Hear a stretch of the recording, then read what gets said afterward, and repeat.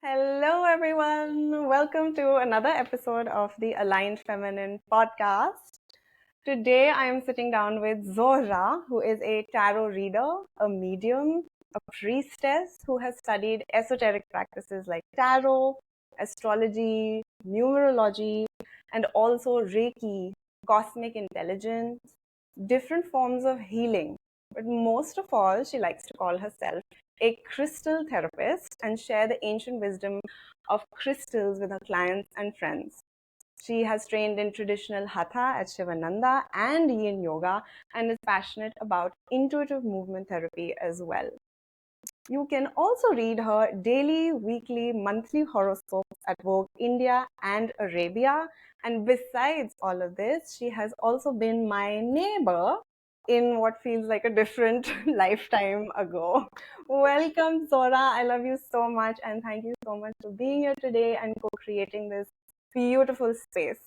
Yay, thank you for having me and thank you for doing what you do. Thank you. Yes, I know. Power of receiving. Yeah, I know, right? Yeah, it's been a journey to Yeah, I'm sure. learn how to receive. Yes. So, diving straight into it, Right. because I know you are, for me personally, you are such a clear picture and embodiment of the feminine energy, the feminine side of things.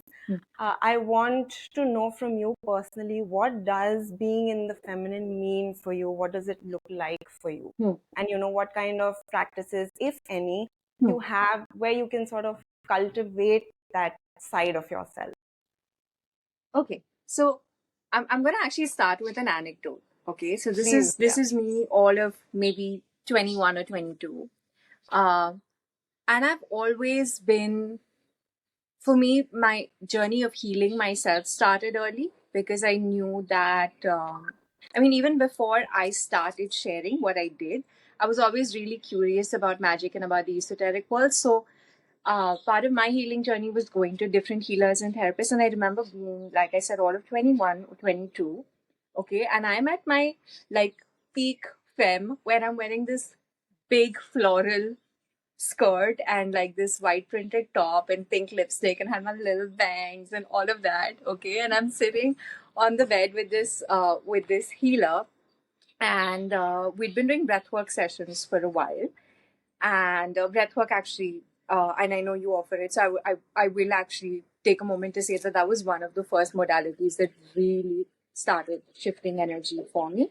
And I cannot remember the conversation exactly, but I know that at that point she asked me, okay, but how do you feel about your feminine? Are you in touch with your feminine? And I'm like, bitch, like, do you not see my pink lipstick and my skirt? Like, I don't subscribe to like jeans and androgyny. What are you talking about, feminine? Yeah, okay.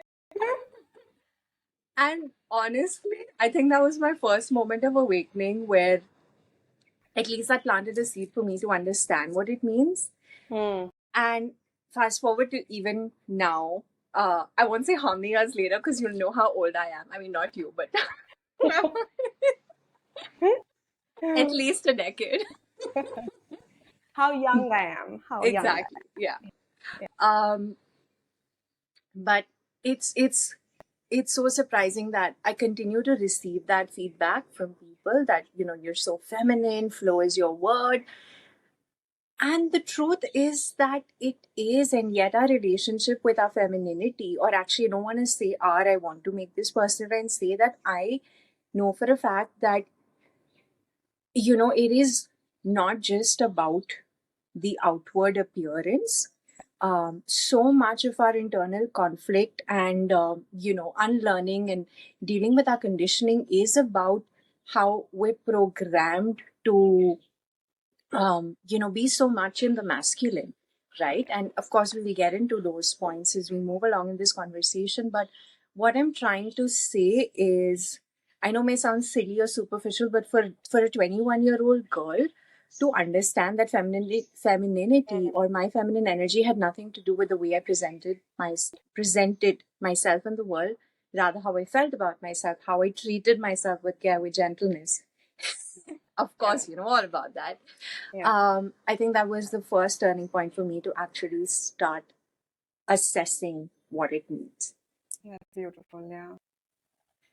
Yeah. And yeah, but if you could, in your words and in your experience, Yeah. for example, if there's a woman who may be listening to this episode and she has never heard of the concept of like masculine energy and feminine energy, Yeah. how would she be able to recognize that she has been in her masculine so Masculine. far? Of course. So of course, balance is important. In no way are we saying that. In no way are we rejecting or diminishing the masculine, but trying to understand how we can harmonize these energies. But the reason it's so important to talk about the feminine, to talk about this goddess revolution, is because we're so programmed to Yeah, operate from the masculine, right? yeah, absolutely. And again, I think that the scope of what we can talk about is so wide, but just to name a few things that I try to practice is gentleness. And what I mean when I say that is most of us struggle to love and accept ourselves, right? But that struggle is also coming from the conflict between who I am versus who I am supposed to be, right? Yeah. Um, Again, this may sound like a mundane example, but I am somebody who is, I'm an air sign. I love people. I'm really social, but I really, really value and cherish my solitude. And I need a lot of alone time to kind of process and integrate and be able to come out and hold space for people. But Yeah. my narrative around this was constantly like, oh, am I shutting people out? Or am I, Mm, oh, am I being too sensitive? Or, why am I not being able to deal with this environment? Why do I feel like uh, being in Bombay feels like an assault to my senses? Like, toughen up. yeah. So I'm using a very simplistic example. Of course, acceptance is a lot deeper, that we're constantly at war with ourselves, Yeah. but I feel like the essence of the feminine, or learning to be gentle, and it's like the mother, right? The mother is not going to judge you for being you. Mm, Like, that is, you're that's literally, beautiful. yeah. Yeah. Yeah. And so it's not about what's right or wrong, but acceptance is, okay, so the goddess made me like that. It's not my fault. Huh? Of course, not as a way to, Yeah. I'm not saying that as an excuse to, be a shitty human being, but Yeah. um, so learning to be gentle with yourself, even with patterns, right? Because most of us here, I'm sure not 90, but 100% of the people who are listening and tuning into this podcast are on the path of self-healing and self-discovery. And patterns is such a key word in this process. But even patterns, right? You cannot break patterns overnight. And the more Yeah. you try to go at it in this like militant fashion, you're just being harsh with yourself. So one of the things that I try to at least practice is being aware. Okay, this is a pattern that's playing out. Mm, Um, and I know I made that mistake when I was younger, because as soon as I identified it, I wanted to go after it, with dagger, yeah. like, how dare you operate from this again? But Yeah. this is who you've been all your life. So gentleness means like, okay, I see you, I accept you. And the more I say that instead of pushing it away, the more it Mm, starts losing its grip on me, yeah. Like, Yeah. even our patterns are rebellious kids. Yeah. Yeah. Exactly. So Yeah. being in the feminine for me is a lot about that. And of course, there's flow, there's faith, there's surrender. And I think a lot of our struggle with our life, and we're all dealing with our own karmic baggage, right? And a lot of our struggle comes from the fact that, okay, but it's not going my way. This was not my plan. I feel like we're constantly, I feel like we're looking at life through a little keyhole. We don't Yeah. really have the perspective. We don't really have perspective on what's actually happening. And Mm, then we're struggling because we feel like life is supposed to be like that, but I should have gotten this, or my life should have looked like that person's life, or owned that car, or that house, or that partner. But yeah. the truth is, life is working out in a way. It's working out for us because we're here to, learn certain lessons, clear certain karmic baggage. And the more we trust that, and I feel like trust is about leaning into the feminine, why am I moving through life assuming that something bad is going to happen to me, versus moving through life knowing that, you know what, you sent me here, you got my back. It's your job. Like, this is Yeah. basic. Yes, yes. That's so good. Yes. Yeah. And I feel like that just makes it so much easier, because if you really truly introspect, um, time will give you that perspective. If you think about something that happened 1 year or 2 years or 3 years ago, you're like, man, I thought that was a really shitty thing, but that was the best thing that happened to me. Yeah. And Yeah. I feel like that is an awareness practice or a gratitude practice that makes me realize, and it may sound overly optimistic to people, but nothing bad ever happens, Yeah. and I think leaning into the feminine is leaning into that trust and flow and faith that life is taking me where I am supposed to go. Yes.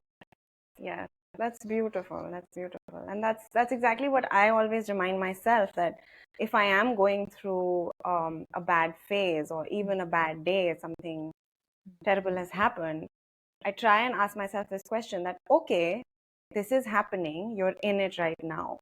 But a year from now, if you're going to even remember that this happened today, why will you be thankful that it happened, right? To shift that perspective in that moment. In that moment, right? Yeah.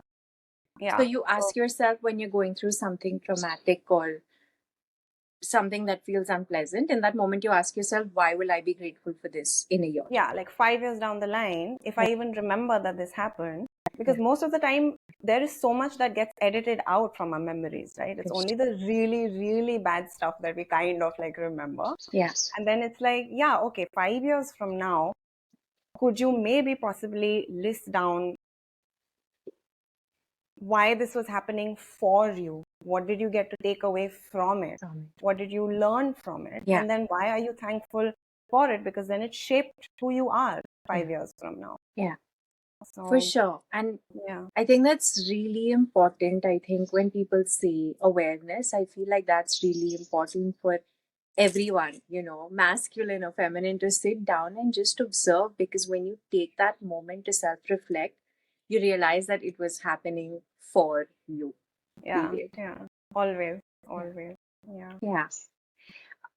And that said, when we're talking about self reflection, I'm sure you're aware of the book Women Who Run with the Wolves. Of course. Of course, it's like a cult, It's like a right? Bible. Yeah. Exactly. And that book is really special and significant, because it was one of the things that I read before I started offering my practice, so I knew it was a catalyst for a lot of change for me. Mm. And one of the things that has stayed with me, and I'm probably doing a bad job of remembering that quote as it was, but uh, Clarissa, Dr. Clarissa Pinkola says it in a way. Uh, she says something to the effect of, there are periods of doing and there are periods of being, you know? Yeah. Yeah. And that line has stayed with me, like, for instance, right now. And of course, I would love to blame astrological weather for what I'm feeling right now, but it's Pisces season. It's literally the end of the zodiac wheel, and Pisces is, it's the fish. It's where it's like the deep waters where we merge with source, right? So Mm. it's, if someone was sitting next to me and telling me that they're constantly drowsy and hazy and feel like they're Mm. in another realm, I'll be so compassionate towards them and tell them what's going on in the sky for them to feel like that. But now that I've been feeling like that, I've been giving myself so much grief about not being productive enough or not being creative enough. Yeah. And I keep going back to this quote by Clarissa, because this is literally what it is, right? Yin and Mm. yang, balance of feminine and masculine, periods of doing where you go out. But for me to go out, I need to first just sit and be and let the universe pour into me. And that Yeah. is so difficult, because uh, how do I justify just sitting right where I'm sitting and staring into space, right? Yeah. But Yeah. that is how do I say, that's how I describe periods of being where you're literally just allowing yourself to be replenished by source. Yeah, and it's hard. It's hard because it's just for me it was almost like, my ego or my critical mind would Yeah, be like, but like what are you doing with your life if you're like not exactly. doing anything? Yeah. Because the sense of worth is so like jammed with With productivity and productivity and just output. like, yeah, what you are creating. But yeah, it's a lot of work, for sure, and it still comes up for me all the time. Absolutely.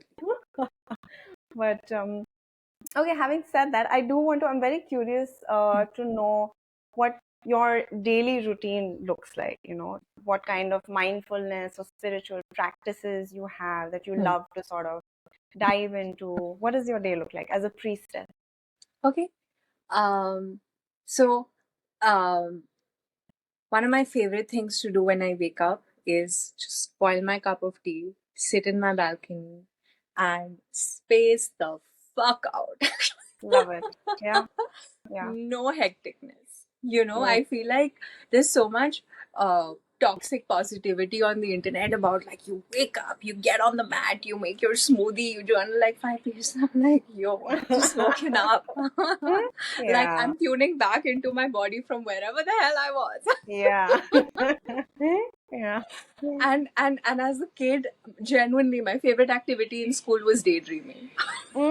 Yeah, I could also jump on that train. Yeah, same, same. All creative and imaginative people. Yeah, And yeah. that's where the inspiration comes from. Or that's how I justify it. But yes, I mean, I can't say this enough.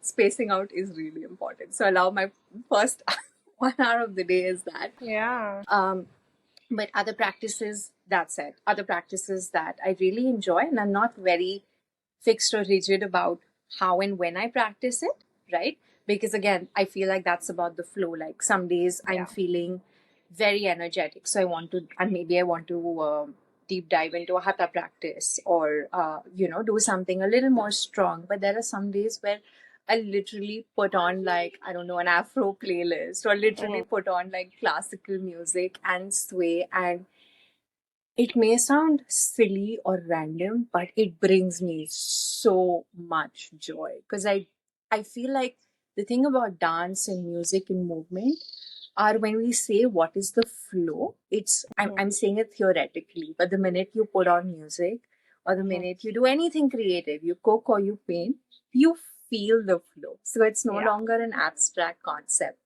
Yeah. so and again, that is a little bit of unlearning because everyone in the morning seems to be so hectic, like going to the gym and having their protein shake, and here I'm like, oh, let's listen to some Krishna Das Yeah.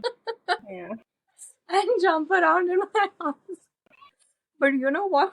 It brings me No, zen, that's so I do it. brilliant. That's brilliant. Yeah. And it is, in a way, it's a somatic practice you're doing. So you're like moving all the energy in your body, you're letting it Absolutely. go. So it's amazing. Yeah. It's Absolutely. healing, actually. Yeah, yeah. Yeah. Yes, of course. And I feel like, it's so important because, again, when we say make peace with the past or move that energy or shake, this is a very literal way to shake it off. So why Exactly. wouldn't Yeah. I? You Yeah. know? Yeah. Yeah. And that said, of course, writing and expression is also really important for me. So at some point in the day, I will make it a point to not just journal my thoughts, but Hmm. also journal I would say downloads. Okay. A simple. I actually got acquainted with the book The Artist's Way very recently, Okay. and I was like, "Oh, this is wonderful." Because so the funny thing is, like, I remember when I moved out of home. Um, I've been journaling since I was basically in school, so I think it's just like something that introverted kids do. Yeah. And I remember when I moved out, I actually had to pack all my journals in a suitcase and give it to my best friend, lest my parents. Ah, sure. Aw. And then Yeah. suddenly now everyone's like journaling is cool and pop culture. And I was like, yo, I started it in sixth grade. I don't know what you're talking Yeah. Yeah. about. Mm. So, but I really liked that book because it actually explained in a simplistic way what I have been. So a little bit of a background I've also been initiated into auto writing. And auto writing, I like to say mediumship is a practice where you're connecting with your spirit guides, Mm-hmm. and whatever information or guidance or messages you're receiving through them. I mean, of course, you how do I say, you integrate it or you share it. If it's for another person, you share it with Sure. them, right? And a lot of times I find it a little hard to explain to people what it means. But Okay. the reason that I'm even going into this, because The Artist's Way is a beautiful book that explained to people that anyone can have a conversation with God or the universe or Mm-hmm. spirit or whatever other terminology you want to use. And I think that journaling not just is a way to put your thoughts, not just as catharsis, to put your thoughts on paper and whatever sort of emotional release that you may feel in the process, but also as an act of consciously listening, right? Mm. Yeah. And I want to give two tips here again when we're talking about leaning into the feminine. Two places where I feel most aligned, and I feel like you can have a conversation with spirit anywhere, like, even at a railway station with 3,000 people around you. But first thing in the morning, when you're just about waking up, your Mm-hmm. conscious mind is not so active. So you're very tuned in.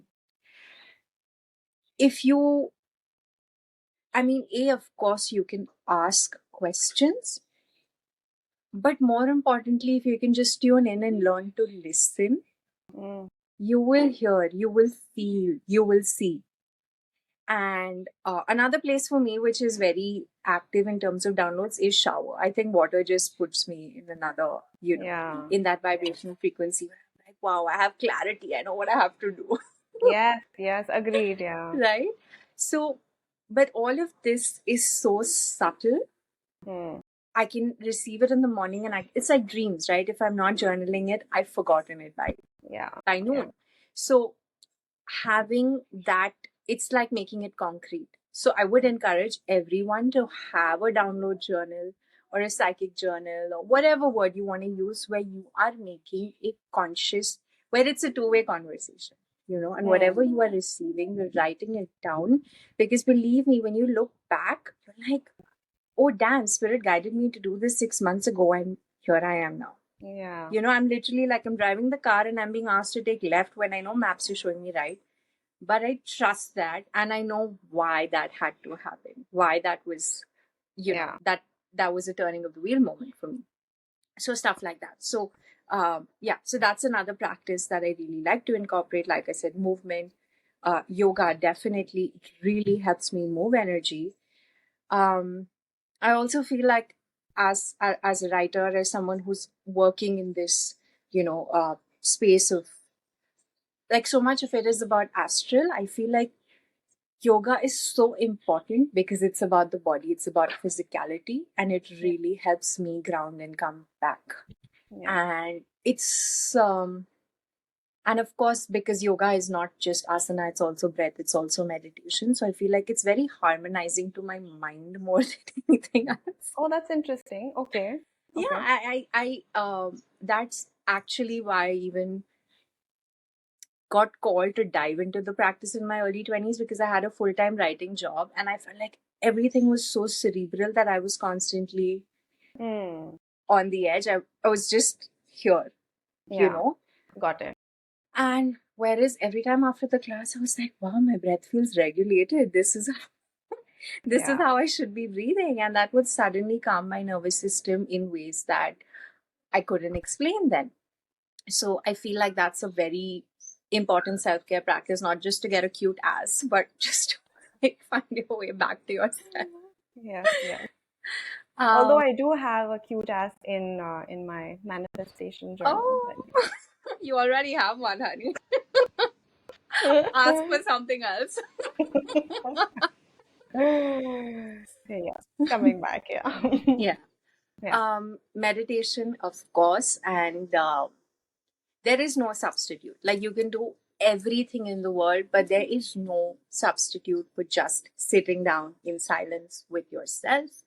Yeah. Of course, I'd love to like make it a little more woo-woo, so I'll pull a card and I'll like put my crystals around me. But on days like when I'm traveling or whatever, it's just me. It's silence. It's source, and that is all you need to tune in and remember. Everything else is an illusion. Wow. Yeah. But how would you expect someone who is not as used to being in tune as you are because of your work? And because most of the times what I hear from people is that, but what do we do with all the thoughts in our head when we sit still and do Absolutely. nothing, right? So what Absolutely. is there anything you have for that? Yes. Like I said, that I wish I could say there's a substitute, but there is not. Mm. Everything else is an accessory, but silence is it's the main dish, right? Yeah. Yeah. Um, and do I not have intrusive thoughts? Do you not have intrusive thoughts? There is, I mean, if we didn't have intrusive thoughts, we would just be Maharishis. Like, we would not. Exactly. Yeah. Yeah. uh, but it's like that. Like, the thought comes, you visualize a bubble, you put it, and you say, "Not now, not Okay. today," Yeah. right? And one of the really beautiful things that one of my teachers shared with me long back is meditation is not something you do; it's something that happens. The only thing that I can do is create a conducive environment for meditation to happen. Mm. So I commit, right? Every day I will sit at 10, or I will, again, I'm going to go back to morning practices because there's no right or wrong time, but in the morning, your conscious mind is not that active. So if you can do it within first 20 minutes of waking up, it'll feel like a breeze. Mm. And I know there are a lot of apps as well. I can't recommend one uh, personally, but I know that a lot of people Yeah. prefer, beginning with some sort of guided meditation. But what I'm essentially trying to say is start with 20. So I say that I'm going to sit at 10 every day. This is my cushion, this is my spot. So I create some sort of routine around it. And automatically I'm giving my mind the signal that, okay, it's time to slow down. Yeah. And meditation is what happens in that moment. It's that silence or grace, or however you want to put it, that descends on me in that moment when I just decide to be still. Mm. That's all. And again, I'm acknowledging that it's really hard, and I'm not claiming to be any sort of expert, but anybody who has a busy schedule, even if you feel like you're overworked, you owe it to yourself to just sit down with yourself for 20 minutes, no matter what thought comes up, because slowly and steadily you'll find that your mind is starting to lose its grip on you. And that Yeah. is when you're able to really deprogram and reprogram yourself. Yeah, yeah. I think the struggle for most people is just staying committed to the practice because it's Absolutely. hard only in the beginning. Eventually, you get Absolutely. used to it. Yeah. Absolutely. Mm. In that case, I think I know that there are few just meditation classes, but if you can go to a traditional yoga center, like I said, that's what helped me when I Mm. was in my 20s and had a desk job and didn't really have the space or bandwidth to find that Okay. time. I mean, that 15 minutes at the end of the class where you're doing your shavasana, and that helped me.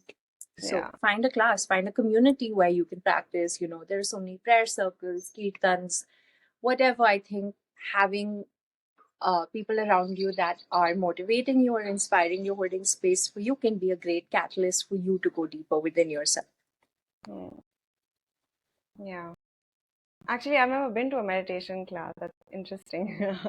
Sorry, you I'm haven't? saying I haven't. Yeah. I Yeah, never even thought of going to a meditation class. Yoga class, yes, of course. yeah, But yeah. yeah. But I don't think there are so many unless you're maybe in Dharam Putters, somewhere where there are monasteries or Yeah. ashrams and Yeah. places like these. Hmm. Okay, okay, great. All right.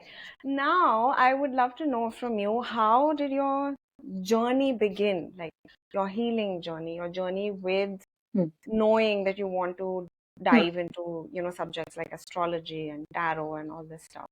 How did that start for you? Absolutely. So I'd like to talk about tarot specifically because that is what I first started sharing with people. That was like my gateway drug into the esoteric. Yeah. Yeah. um, and when when we talk about leaning into the feminine, the intuition is such an important. It's like it's key because without intuition, everything is theory. I can Yeah. find it on Wikipedia. Yeah. Yeah, Yeah. and again, it's the same thing. Like when um how do I say, again, when people meet me, they feel like, oh, but you're naturally so connected to your intuition, you must always know. And to them I want to say that my my rational and my analytical mind is just as strong and has put up a good fight all of these years, Mm. Yeah. especially at the start of my practice, because one of the things that you begin to realize when you're in that position with any sort of tool of magic, like in my case, let's say the cards, when you lay it out and you've learned certain meanings, that say the sun card means something about happiness and joy and positivity, the Empress card, and I've actually pulled her out because I felt like the Empress in Ah, this Mystic Monday deck is such a chiller and deserves yes, look at deserves her. a moment. Yes. Yeah, I know, right? Yeah.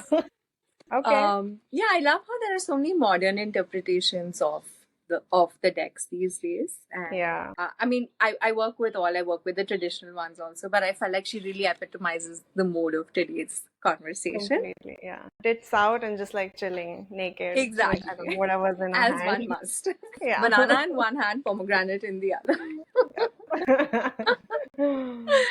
Um, but what I'm trying to say is that there is this moment of magic. You can't explain it, so you know what every card stands for, and yet you shuffle, and the person sits in front of you, and you lay it out in a certain fashion, and they can tell you something that's wildly and completely different from what they truly signify in that moment, which is related to what you need to hear. Hmm. And that is what I call the cosmic intelligence or divine spirit, because it's so precise and it's so perfect. And a lot of people ask me, oh, but like, how accurate are readings? I'm like, it's not about accuracy, Yeah. because that is also such a mathematical thing to ask. Yeah. No. Yeah. Yeah. I'll be like, not accurate at all. Please don't ask me, don't come. Yeah. But it truly is perfect, because in that moment, I am a vessel, I am a messenger, medium, whatever word you want to use, and I'm receiving it. And there comes my analytical mind, like, wait, that makes no sense in context with Mm. what that person has told you. So it honestly took me a good 1 year of like starting, when I started my practice, to trust that, what, this is what the intuition is. You cannot quantify it. I cannot logically explain to you why I'm being called to share this with you. And I mean, of course, again, when I say proof, it's also and I know how it sounds when I say that, but how do I say, but you start receiving, I don't want to say proof, I'll say affirmations. You start receiving affirmations for those messages with time. You Mm. start to realize that, oh, now I see why I was guided to say this, or why I was guided to do this, or call this person, you know. Yeah. And yeah, my human mind needed a little bit of that to realize that, the intuition is a pretty magical thing. Yeah. She's a friend. Yes. So when going back to your question, what was my um how did I start leaning into the practices? I feel like my advice to anyone who is in that position to share their knowledge or their wisdom with other people is make friends with your intuition. Exactly that. Because you can go to the best teachers and you can go to the best universities, And please learn from legit sources. That's important. Like, please don't talk from your ass. The person who's sitting on the chair across, you really trust what you're saying in that moment. So please have integrity, please understand responsibility and all of that. But learn it, but also know that when you just have to run with the wolves. Yeah, that's so beautiful. Yeah. But how does one build that relationship with your intuition, right? How do you know that, okay, it's the intuition that's giving me this signal? Okay, absolutely. That's a great question, and I feel like again, there's no right or wrong way, Mhm. because the way that spirit speaks to me may be different, or actually spirit speaks to everyone, but the way that I may listen may be different from the way that you listen. For instance, uh some people they're more sentient, right? So if you're talking to them about something, they may feel it. Like, you may, okay, let me give you an example. You may say, oh, I'm really excited, I'm taking this flight tomorrow, I'm going to go back to school, it's all feeling life changing, but I'm feeling a really queasy feeling in my stomach in that moment, right? Like, I'm feeling knots in my guts. I'm like, okay, but Akanksha is telling me something that is possibly life changing. I know I'm clearly not jealous of her going back to school, so why am I not feeling as upbeat or spirited as she is? And um, and I think that's what feelings. When we say how do we understand, one of the aspects I would say is be in touch with those feelings. Like, do you feel safe in your body when you hear something? Does an environment make you feel like, or does it make you feel Yeah. like Yeah. you're all tensed and Yeah. your walls are up? So it building a relationship with anything takes time, but definitely listening to your body is key, right? So for instance, going back to the example that I shared, you are sharing this life-changing moment with me, but I'm feeling knots. What is that telling me? Maybe tomorrow is not maybe the course is not right for you. Maybe the course is great, but tomorrow you don't need to take that flight because you need to do something, Mm. and 95% of the times these feelings are correct, right? Mm. Of course, Mm. there's paranoia, and I'm not going to eliminate that our fears also act up. But like I said, it's Yeah. a relationship that you build. You learn to tell the difference between paranoia and bad feeling, Yeah. right? Or good Yeah. feeling, right? Or you may talk to me about, again, you may talk to me about, okay, I'm going back to school. This is a course. This is what I'm going to be investing my time and energy in.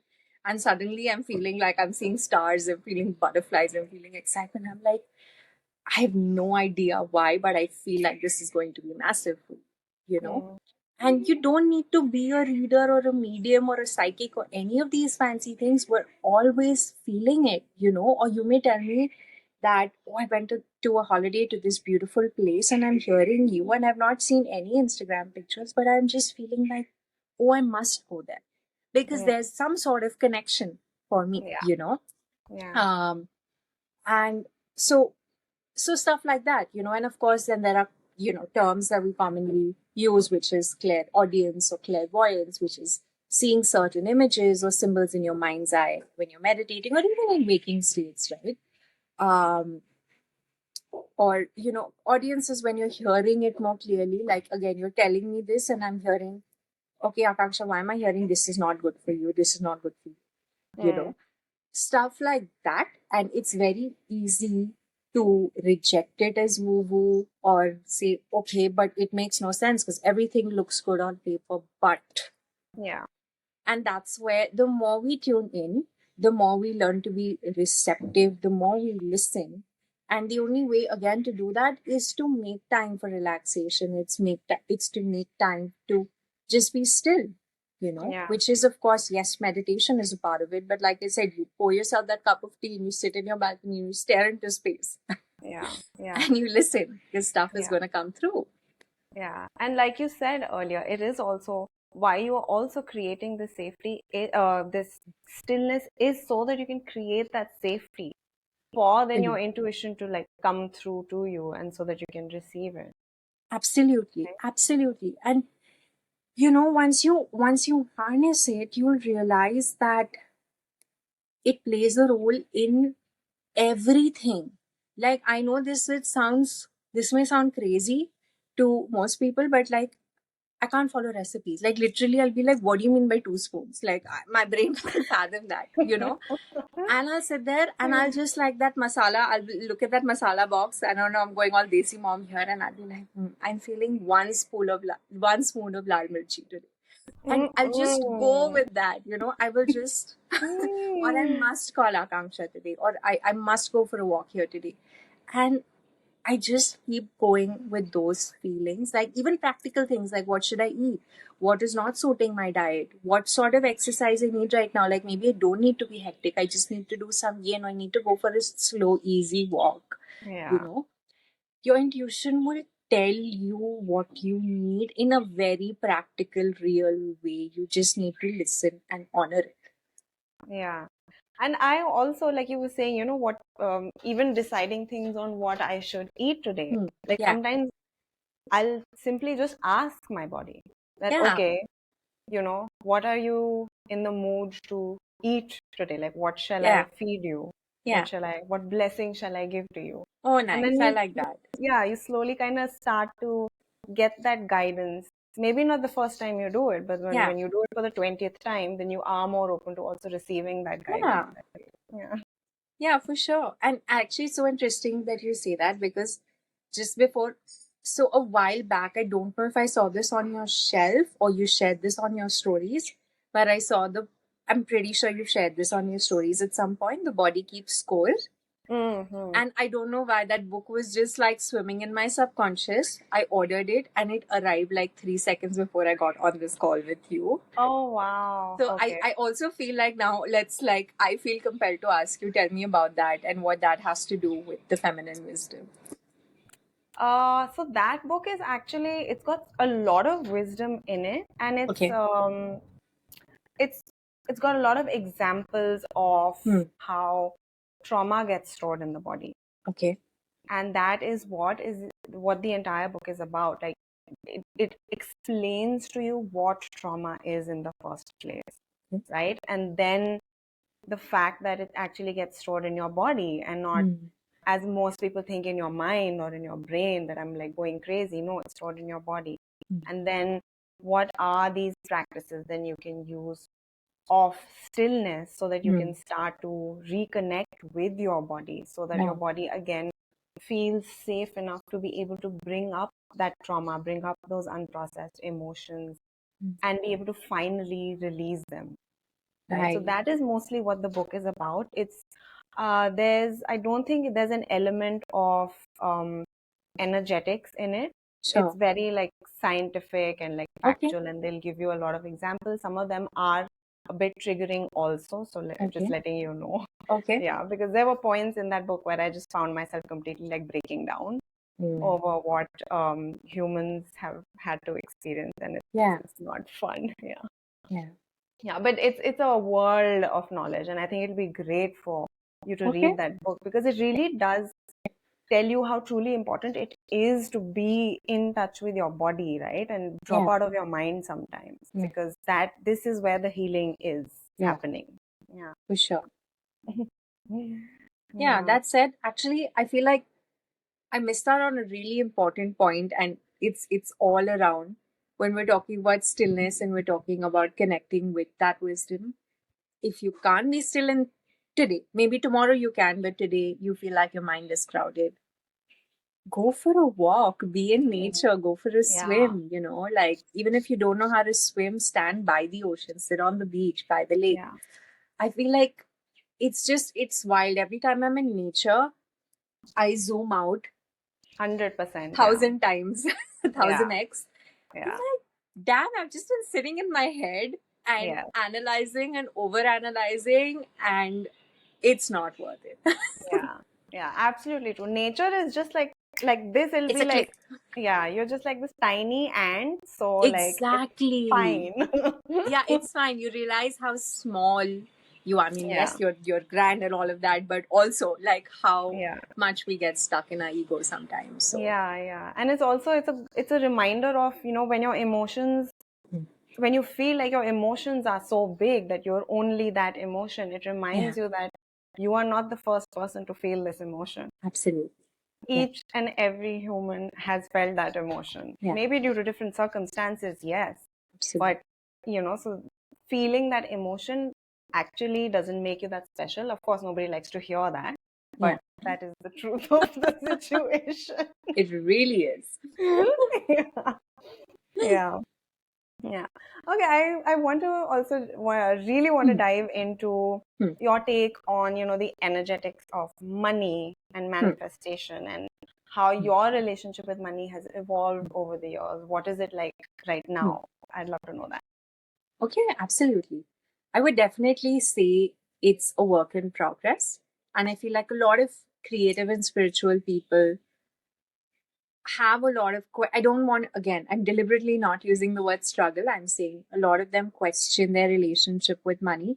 So I think it's also how we're programmed to believe that if you have a certain kind of degree, if I have a law degree or if I have a banking degree or I work in finance, I'm worthy of this much, right? Yeah. Versus if I make art or I hold women's circle or like I'm a doula, I don't believe that I'm worthy of the same amount of money that the banker is making, and that is inherently the problem. Yeah. And it's conditioning, right? Exactly. Thousands of years of conditioning. Yeah. Absolutely.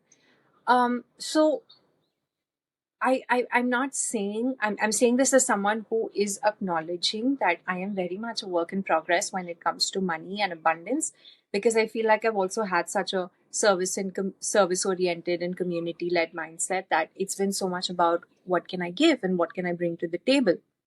And without sounding holier than thou, I will say that that's really important in this energy space, because if I don't have the genuine desire to hold space for you, then I'm bullshitting everybody.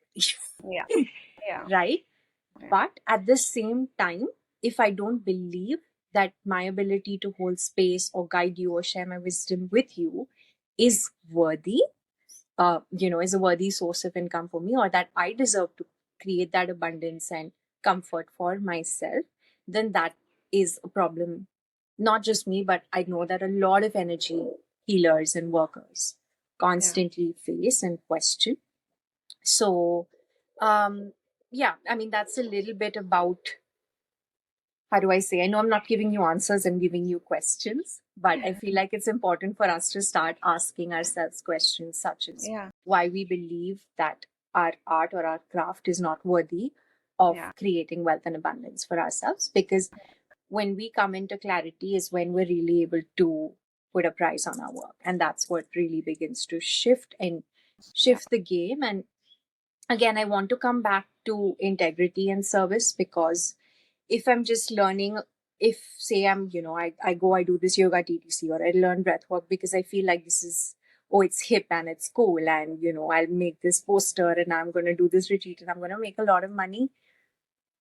Sorry, honey, maybe you will the first time and the second time, but again, if you're not led by the genuine need and desire to hold space for people, to help them see their own light, their own worth, then it's empty. Get your base strong, get your foundation strong, create that magnetic field around you where you believe you are that you want to share, and be you're worthy of creating wealth through that.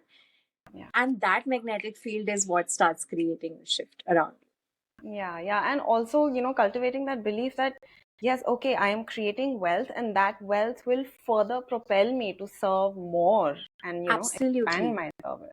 Because a lot of people feel that, so the money has come and then I'm just like going to hold on to it. But no, like, what are you going to do with that money? So if you're again putting it back into your higher purpose, and you're expanding yourself, and you're investing in yourself so that you can serve better and better, then of course you deserve more and more of it, Yeah. Absolutely. And I feel like I truly believe this, the world that we live in, our parents, or even 10 years ago, not just our parents' generation, but even 10 years ago, could you just wake up and say, you know what, I'm going to be a DJ, or you know what, I'm going to start a bakery and feed people like, I don't know, croissants for the rest of my life. You didn't have that option. That is Even when true. I was making this shift into sharing healing modalities, people were like, yeah, like, are you sure? Have you gone cuckoo? Do you really think this is going to get you anywhere? And I was like, no, but I believe in it. I do not know the outcome. The only thing that I know is that this is what I want to do right now. This is what I feel called to share. And I think that truly taught me that if you have a gift, whether it's like whipping up the best cakes or getting a room full of people to party till 4 in the morning, do it, share it, because we live in this wild world where you can literally share whatever, like Yeah. whatever gift you have. You don't have to just, be sitting in this office doing a 9 to 5 and filling in the hours. But Yeah. you can do what is your calling, what I don't know, awakens your inner fire. And if you trust that, and if think about it like that, if you took money out of the equation, what would you? Yeah, exactly. That's what I ask everybody. Yeah. Exactly, right? But the second you say, yes, this is what I want to do, that Mm, is what will bring you the money. Like, you could yeah. have the fanciest degree, you could have a PhD, but if that is not what you're meant to do, it will not bring you abundance. Yeah, that's true. But how does somebody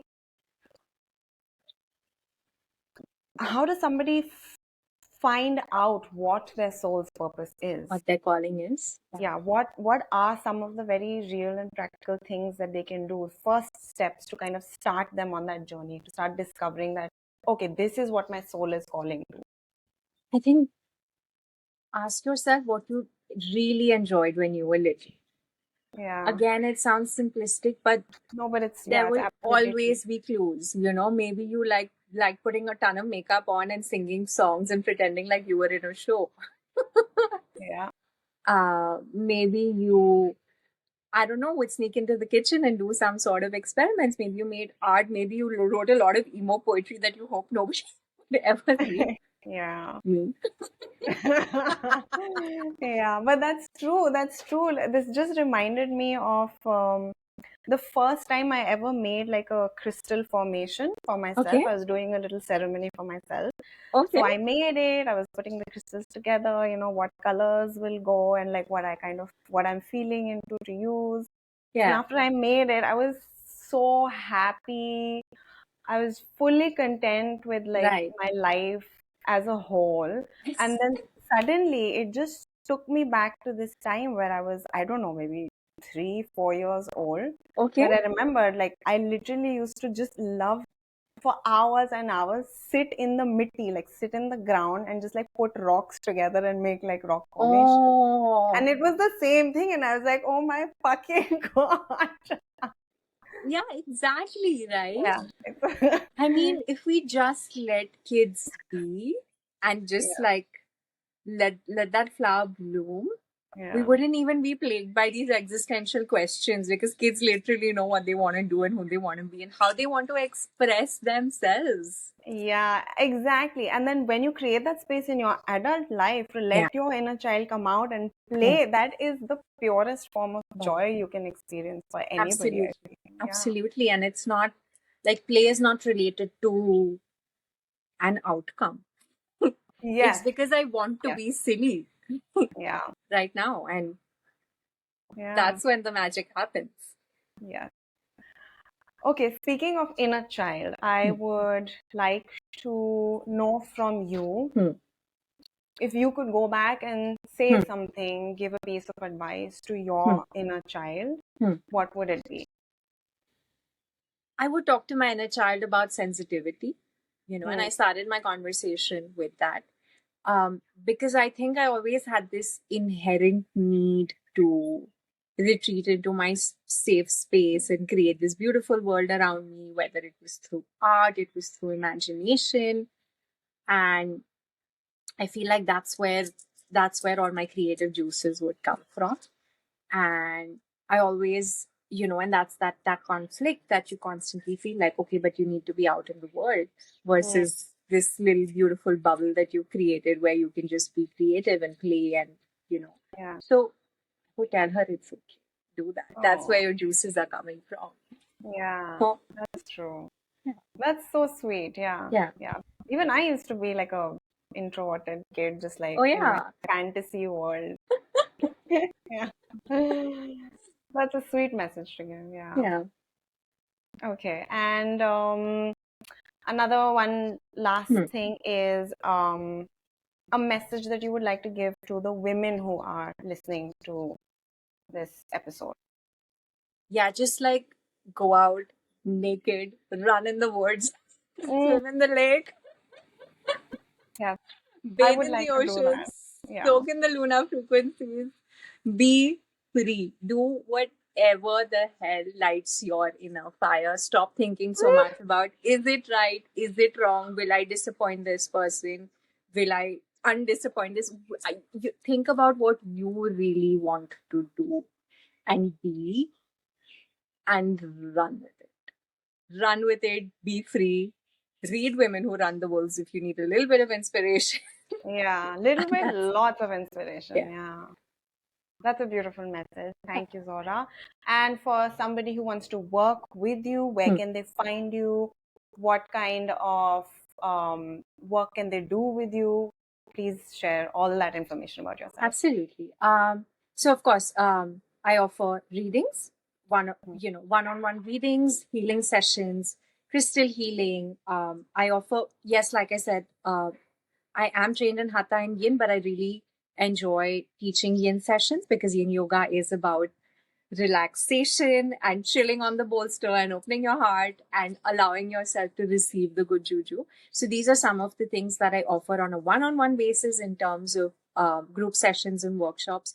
The best way to see what's happening is to stay connected with me on Instagram because I'll always share on stories if there is a workshop, like say an intuitive journaling workshop, or if there's a tarot course or a retreat or a festival, you will find it there. And of course, the horoscopes. So I think that's pretty much um, the space that I'm in. And in terms of what the personal sessions look like, of course, you can email me, you can write to me if you already know me. But what I would like to say is that there is no fixed formula. It's really personal. We take a deep dive into where you are, what you are going through, and what you need to do to heal your pattern rather than I know that a lot of people think that tarot is about and divination is about the future. And yes, that is not incorrect. It is true. But for me, as a reader, as a healer, as a medium, I'm passionate about reminding you of your power and the fact that we have a lot of free will available to us to break these old habits, break the patterns, and rewrite the story. So, what I truly feel called to do in this lifetime is to help you do just that. Yeah, to empower you, to help you on your journey towards whatever your outcome in Yes, future whatever is, your right? purpose is. Yeah, that's beautiful. Okay. Thank you Yay! so much, Zora, for this You're wonderful welcome. conversation. I love you. I hope I can see you soon in Absolutely. This has Goa. been wonderful. Yeah. Thank